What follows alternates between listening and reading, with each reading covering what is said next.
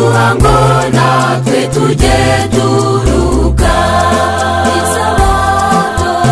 Isabato n'umunsi wejejwe n'Uhoraho, Imana yaduhaye ngo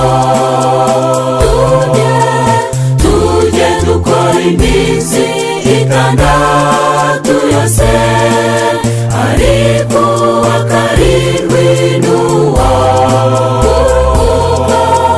tukajya mu rusengero guterana kwayo kwera, tugahugurana no mu magambo y'Uhoraho. Isabato n'umunsi wejejwe n'Uhoraho, Imana yaduhaye ngo tujye dukora iminsi itandatu yose, ariko uwa karindwi n'uwo tukajya mu rusengero guterana kwayo kwera, tugahugurana no ku magambo y'Uhoraho.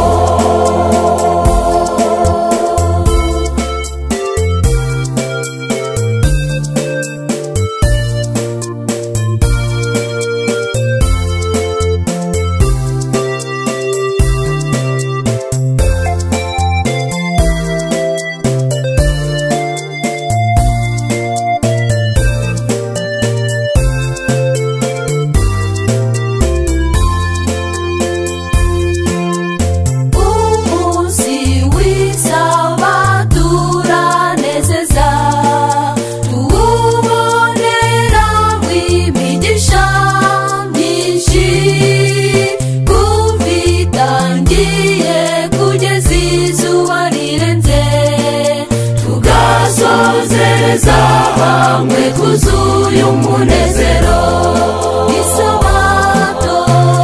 Isabato n'umunsi wejejwe n'Uhoraho, Imana yaduhaye ngo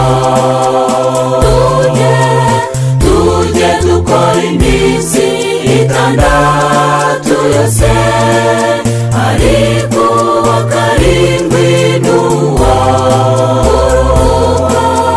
tukajya mu rusengero guterana kwayo kwera, tugahugurana no ku magambo y'Uhoraho.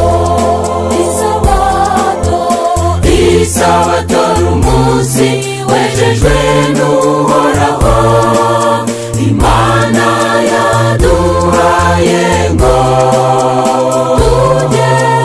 tujye dukora iminsi itandatu yose, ariko uwa karindwi n'uwo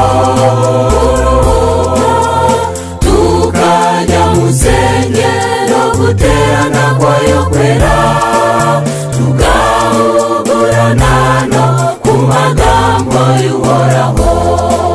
Tugahugurana no ku magambo y'Uhoraho.